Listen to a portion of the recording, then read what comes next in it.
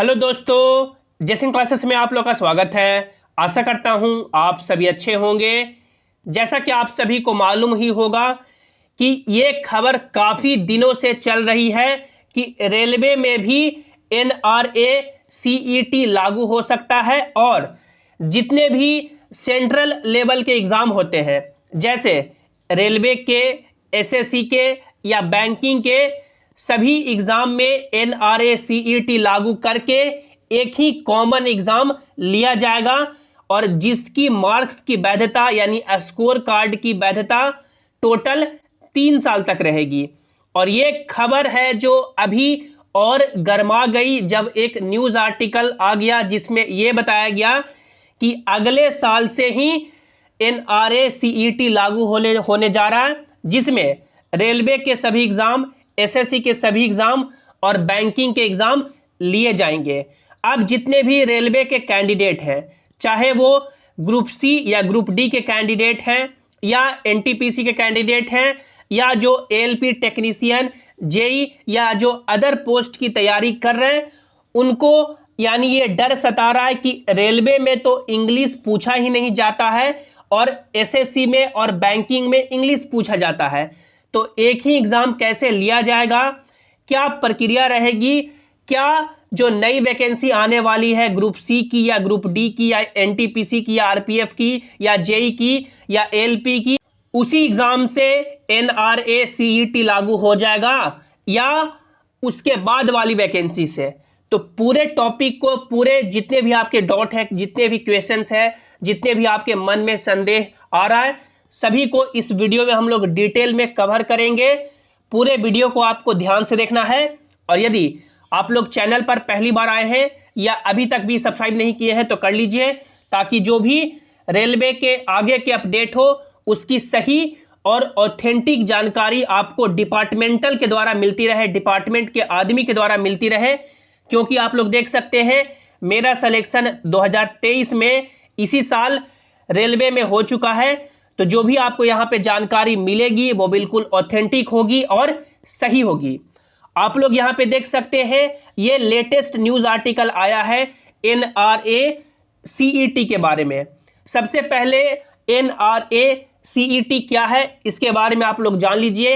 NRA यानी कि national recruiting agency और सीईटी यानी कॉमन एलिजिबिलिटी टेस्ट।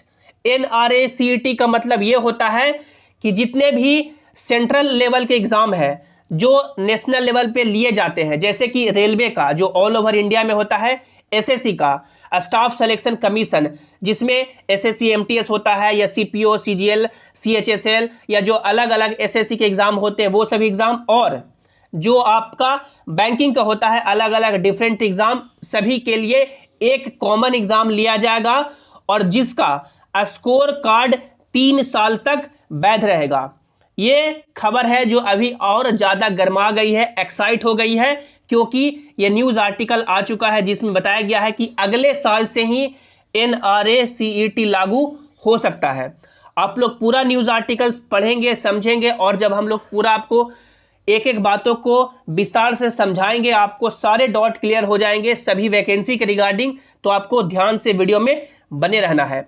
आप लोग यहाँ पे देख सकते हैं नेशनल रिक्रूटिंग एजेंसी यानी कि एनआरए 3 साल सीईटी स्कोर कार्ड वैध रहेगा, यानी 3 साल तक। आप मान लीजिए कि आप लोगों ने इस साल एग्जाम दिया, आपका नंबर एग्जाम्पल से कि 100 में 70 आ गया, तो 3 साल तक वो 70 नंबर आपका वैध रहेगा। 3 साल तक जितनी भी वैकेंसी आएगी उसमें आप लोग अपना 70 नंबर का स्कोर कार्ड लगा करके देख सकते हैं कि क्या हमारा नौकरी होगा या नहीं होगा, और स्कोर कार्ड सुधारने का भी मौका दिया जाएगा। अगला साल एनआरए सीईटी होगा तो उसमें आप लोग एग्जाम दीजिए, मान लीजिए 70 से आपका 80 नंबर हो गया बढ़ करके, तो वो आपका 80 वैलिड हो जाएगा। इसमें सारे बातें दी गई है, आप लोग देख सकते हैं। अगले साल से ग्रुप बी और ग्रुप सी पदों के लिए कॉमन टेस्ट होगा।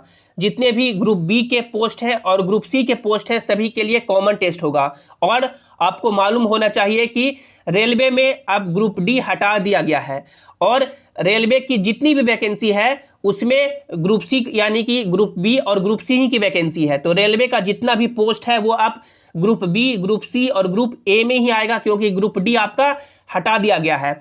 अब रेलवे की जो भी ग्रुप डी की जो भी वैकेंसी है वो भी आपका ग्रुप सी में ही आएगा। तो आप लोग यहाँ पे देख सकते हैं। सबसे पहले आप लोग यहाँ से शुरुआत करें।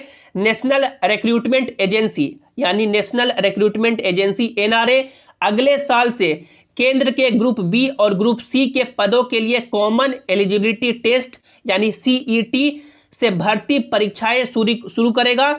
शुरुआत मई से जून में स्नातक स्तर के कॉमन एलिजिबिलिटी टेस्ट से हो सकता है, यानी जो मई या जून में जो वैकेंसी आएगी ग्रेजुएशन लेवल का उससे हो सकता है। और रेलवे में ग्रेजुएशन लेवल की कौन सी वैकेंसी होती है, आप लोगों ने देखा होगा कि एनटीपीसी की यानी कि हजारों वैकेंसी आती है। उसके बाद जो आपका अलग अलग यानी मान सकते हैं पोस्टें होते हैं वो आपका आता है। इसमें देख सकते हैं आगे बताया गया ये परीक्षाएं देश के 117 जिलों के 1000 से अधिक परीक्षा केंद्रों में होगी। इसमें सभी जिला मुख्यालय कवर होंगे। सीईटी स्कोर के आधार पर केंद्र राज्य सरकारें सार्वजनिक उद्यम और निजी क्षेत्र भी भर्तियां कर सकेंगी। यानी एनआरए सीईटी का जो स्कोर कार्ड होगा उसके जरिए सेंट्रल लेवल में तो भर्ती होगे ही, स्टेट गवर्नमेंट भी कर सकती है या जो भी प्राइवेट यानी कि एजेंसी होती है, फर्म होते हैं, वो भी अपना यहाँ पे भर्ती कर सकते हैं। इसमें बताया गया है सीईटी स्कोर 3 साल के लिए वैध होगा। हर साल 2 बार परीक्षा होगी। यह परीक्षाएं अभी तक सर्विस सिलेक्शन कमीशन यानी कि एसएससी, रेलवे रिक्रूटमेंट बोर्ड यानी आरआरबी और इंस्टीट्यूट ऑफ बैंकिंग यानी पर्सनल के सिलेक्शन के दौरान यानी कि अलग अलग एग्जाम हुआ करती थी। जैसे रेलवे के लिए आरआरबी या आरआरसी एग्जाम लेती है, एसएससी के लिए एसएससी एग्जाम लेती है, बैंकिंग के लिए बैंकिंग का जो आपका सिस्टम है वो एग्जाम लेती है। एनआरए के सूत्रों के मुताबिक सीईटी के syllabus, exam scheme, fees normalisation के बारे में विशेषज्ञ परामर्श कमेटी की रिपोर्ट तैयार हो चुकी है। एनआईसी यानी नेशनल इंफॉर्मेटिक्स सेंटर जो आपका होता है की ओर से एनआरए की परीक्षा के लिए डिजिटल प्लेटफॉर्म के परीक्षण का भी काम अंतिम चरण में है। एनआरए ने रेलवे बोर्ड, बैंकिंग संस्थान और सेवा चयन आयोग से इस संबंध में चर्चा शुरू कर दी है। यानी जो एनआरए ने है, एनआरए आरआरबी से, एसएससी से और जो आपका बैंकिंग का सिस्टम है उससे भी यानी डिस्कशन कर रहे हैं कि कैसे एग्जाम लिया जाए। पिछले महीने संसद की अस्थायी समिति की रिपोर्ट में एजेंसी ने बताया था कि सीईटी के आयोजन की उसकी तैयारियां अंतिम चरण में है, लेकिन तीनों स्तरों यानी 10th, 12th और स्नातक पर एक साथ सीईटी आयोजित करने में उसे पहली बार में आवेदकों की बहुत बड़ी संख्या को संभालना होगा, क्योंकि एक ही बार यदि 10th, 12th और ग्रेजुएशन लेवल का एग्जाम लिया जाएगा तो करोड़ों में फॉर्म आएंगे और उतना बड़ा यानी कि मान सकते हैं नंबर को एक साथ एग्जाम लेना थोड़ा समस्या हो सकता है। इसमें आगे बताया गया है कि आयोजित करने में यानी उसे पहली बार आवेदकों को बहुत बड़ी संख्या को संभालना होगा। इसके बाद समिति ने ग्रेजुएट लेवल की सीईटी से शुरुआत करने के सिफारिश की, यानी सिफारिश की कि सबसे पहले ग्रेजुएशन से शुरुआत किया जाए।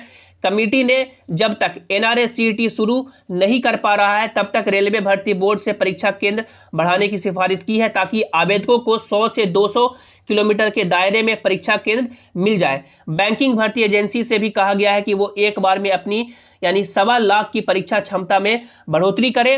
एनआरए के एक वरिष्ठ अधिकारी के अनुसार अभी अलग अलग एजेंसियां 50 से अधिक परीक्षा आयोजित कराती है। यानी कि जैसा कि आप लोगों ने सुना होगा कि अलग अलग एजेंसी को टेंडर दिया जाता है कि ये एग्जाम के लिए, वो एग्जाम के लिए, तो ये अलग अलग एजेंसी एग्जाम कराती है। तो ये आपका पूरा न्यूज़ आर्टिकल में बताया गया है।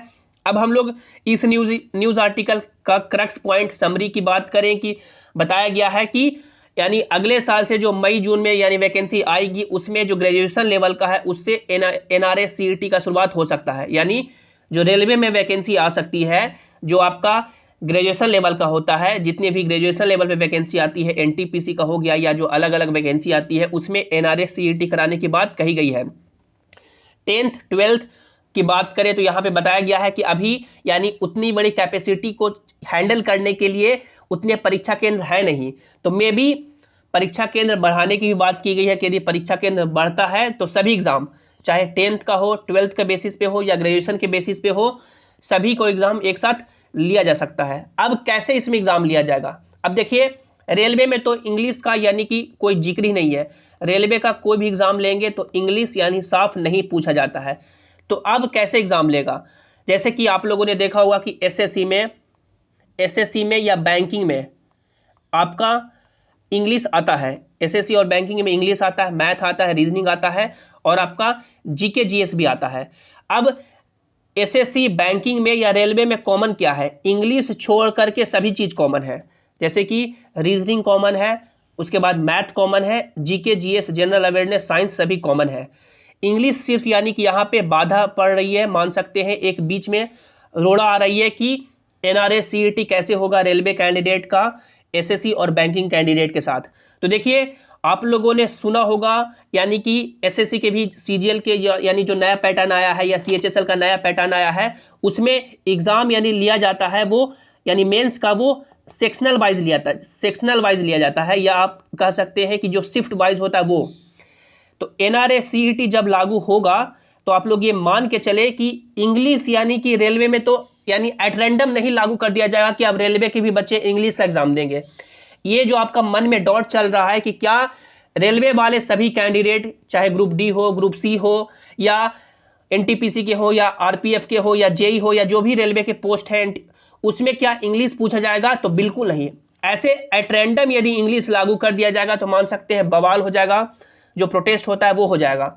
तो इंग्लिश तो ऐसे लागू नहीं किया जाएगा, ये डेफिनेटली आप लोग एक बात क्लियर कर लें कि जो भी आगे आने वाली वैकेंसी है उसमें इंग्लिश नहीं पूछा जाएगा, ये आप बात क्लियर लेके चलें। अब एग्जाम कैसे लेगा ये हो सकता है, जैसे सेक्शनल वाइज एग्जाम होगा कि मान लीजिए कि फर्स्ट सेक्शन में या फर्स्ट शिफ्ट में यानी कि सभी एक कॉमन जो आपका पेपर है जिसमें आपका मान सकते हैं मैथ है, रीजनिंग है और आपका जनरल अवेयरनेस है वो हो जाए। यानी फर्स्ट शिफ्ट में सभी बच्चे चाहे वो रेलवे के हो, एसएससी के हो, बैंकिंग के हो, सभी बच्चे यानी कि फर्स्ट शिफ्ट में ये एग्जाम दे देंगे।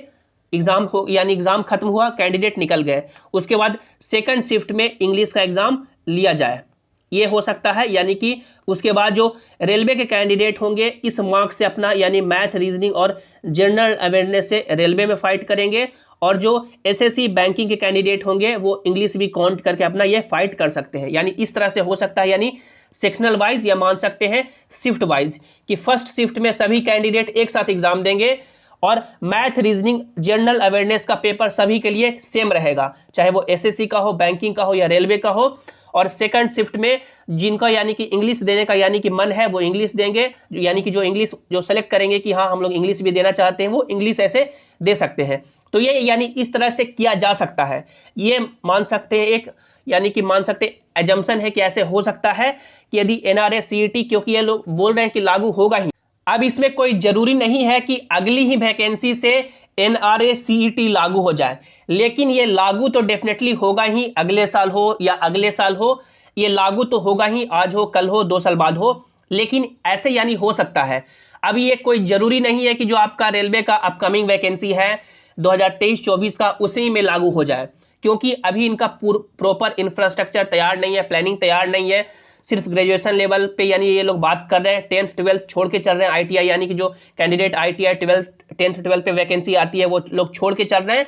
तो आप लोग ये मान के चल सकते हैं कि जो आपका अपकमिंग रेलवे की वैकेंसी है उसमें तो कम ही चांसेस है कि एनआरए सीईटी लागू होगा, लेकिन अगले जो यानी वैकेंसी आ सकती है 24 के यानी कि लास्ट में या 25 में, उसमें एनआरए सीईटी यानी प्रॉपर जब इंफ्रास्ट्रक्चर सभी कैंडिडेट का एक साथ एग्जाम लेने की कैपेसिटी ये लोग एग्जाम सेंटर उतना बना लेंगे तब एनआरए सीईटी आपका लागू हो सकता है।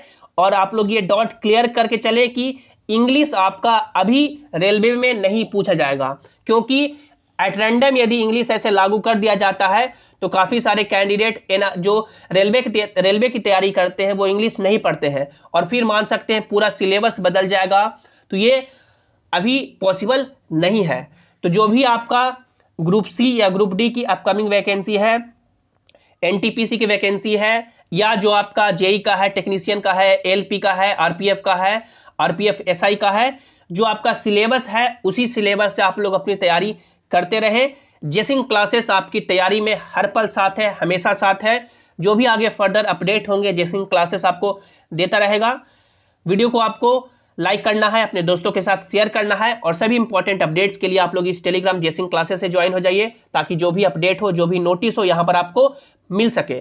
आप लोग टेलीग्राम पे जेसिंग क्लासेस सर्च करके जुड़ सकते हैं या लिंक आपको नीचे डिस्क्रिप्शन में दे दिया गया है। मिलते हैं अगली वीडियो में। Thanks for watching. Have an awesome day.